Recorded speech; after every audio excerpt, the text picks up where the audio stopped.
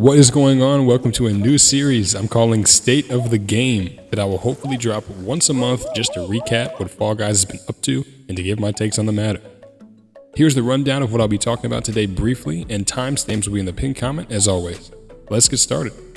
First off, look at your screen. 10.7 dropped yesterday, January 23rd, and it comes with tons of new UI changes, and the home screen is where we start. The Fame Pass and Crown Rank have been moved to the top left corner, and your nameplate has been moved to the bottom left. In my opinion, it almost looks good, but something to me is just off. I kind of prefer the Crown Rank and the nameplate being together. It makes taking screenshots of it easier. And while I do like the Fame Pass being indicated by that little ticket icon, if you want to call it, I don't understand why that has to be in the top left corner as well. That could have easily just stayed on the bottom. So whatever, it's not my decision to make. But let's move on to the locker, which also got a fresh coat of paint and now has rarity indicators for all of your nicknames, faceplates, patterns, celebrations, and skins. The favorite chart has also been changed to be like a little bit more pink, and the costumes appear to be a little bit more zoomed in. All in all, the new UI looks amazing. It looks beautiful. I feel like everything is a lot easier to see, but there are some gripes that I have with it.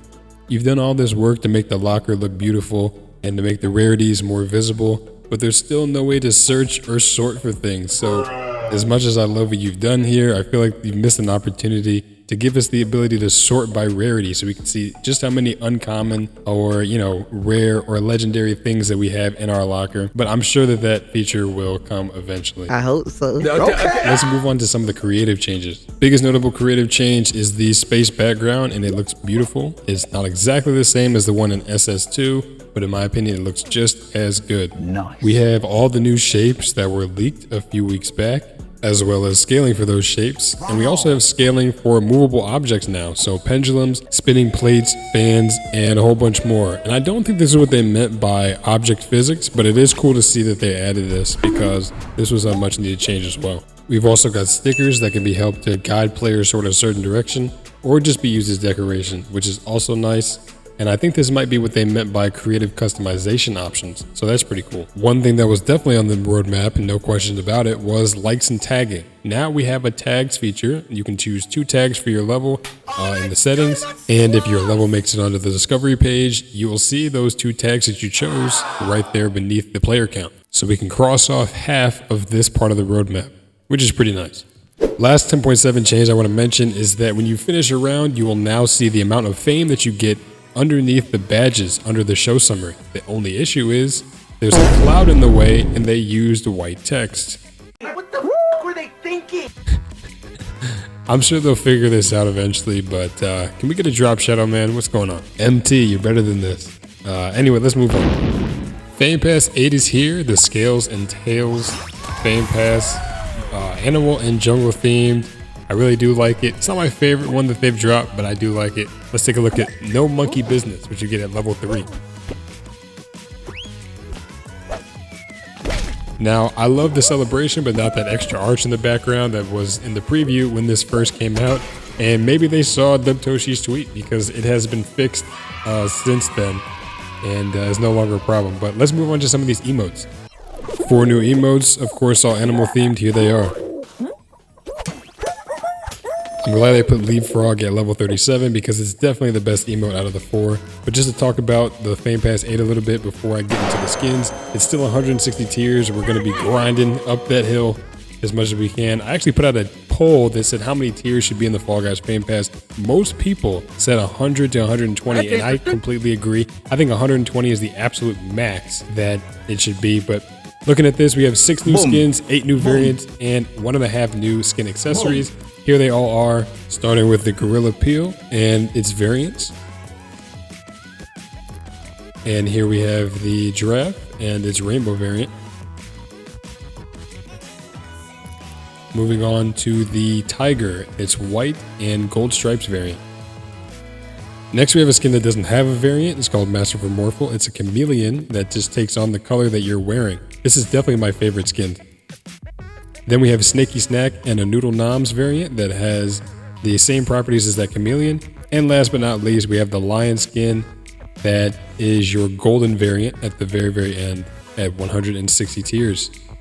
that's all the skins that you get from progression. And then here are the half skin accessories, the pig snout, the pigtail, and the crocodile tail. Love these two. These would be pretty cool to use.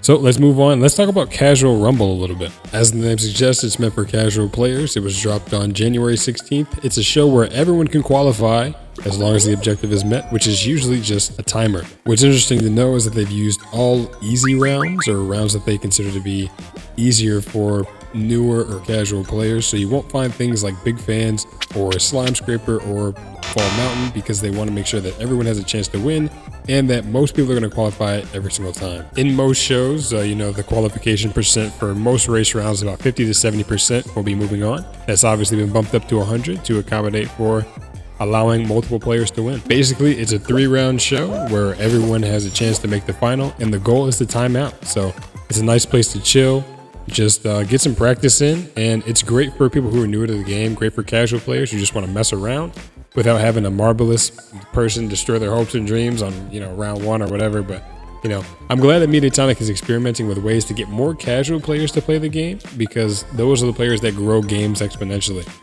As much as the tryhards like myself think it might be us. Great addition to the game. Hopefully, now that they've added a casual show, they can focus on, something for the more sweaty players. But, I won't speculate too much yet, but this is great. This is a good thing. Let's move on.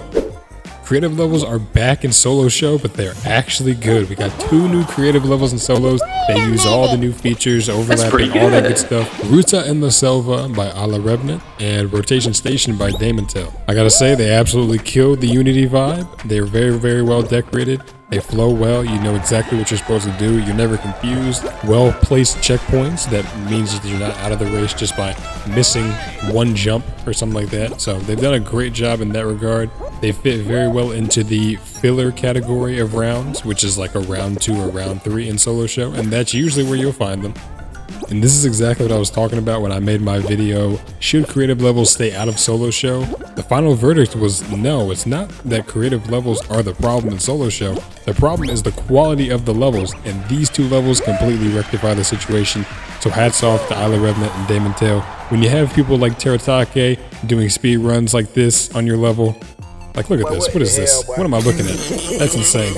When you have people like that speed running your level and just going crazy on it, that's how you know you've made a good level. So you guys should be super proud of yourselves. You guys are the gold standard for what creative rounds in solo show should look like. So thank you.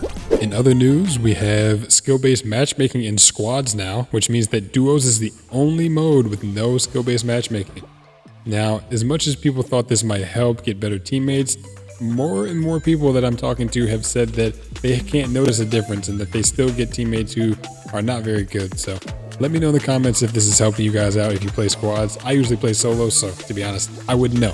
Next up, if you were looking to get your creative round featured in solo show or maybe just discover, Joe Walsh, the creative director of Fall Guys, was active in the Discord with criteria on how you might be able to get that done. The main criteria is right here. It just needs to be easy enough for players of all skill levels to have fun on it, be suitable for 30 players, be visually polished enough to feel at home alongside the Unity rounds, and be as fun or more fun than our original rounds, which the 2 levels that I was just talking about before are perfect examples of this. So if you can't take anything away from that message, just try to do as best as you can to replicate what Damontel and Ala Revenant have already done. And also, don't get frustrated if your level doesn't get picked. There's so many people trying to make levels for the solo show specifically, or just to get on the Discover page. Post your levels, post them on YouTube, post them on Reddit, post them on Twitter.